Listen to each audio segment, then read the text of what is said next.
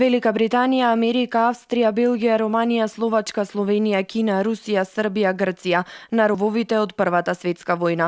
Во организација на Министерството за одбрана на Република Македонија, воените дипломатски представници во Република Македонија денеска имаа можност да посетат дел од местата во општина Новаци, кои биле значајни позиции за време на Првата светска војна. Македонија со право има позиција во глобални рамки и во регионални рамки да го истакне својот придонес како земја која што не беше буквално и на страна на поразените и на страна на победниците, а позициите кои што имавме прилика да се увериме дека се со поддршка на локалната самоуправа, со поддршка на невладината организација Пегас, со луѓето кои што се во други сфери ангажирани на овој воен меморијален туризам, се отвараат една врата за поширока афирмација на Република Македонија и на ова воено-историско културно наследство недвижно кое што го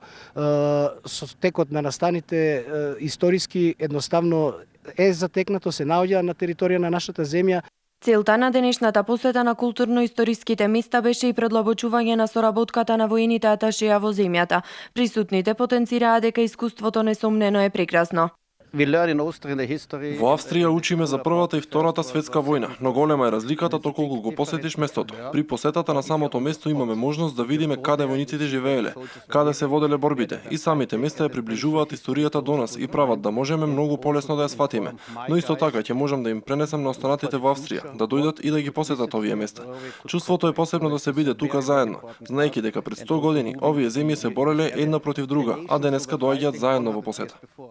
Селата Мигленци и Маково дел од фронтот кој пред 100 години се протегал од Беласица до Галичица. Дел од Кота 1050, значи утврдувањето, рововите, земјоделците, скривниците од Кота 1050 и го посетија живеалиштето на местото викање Злидол во аторот на село Маково. Денешните патеки интересни и безбедни, но сепак останува голем дел од теренот што се истражува. Митралески гнезда, ровови за војници, пештери за храна и муниција, се уште стојат недопрени и видливи.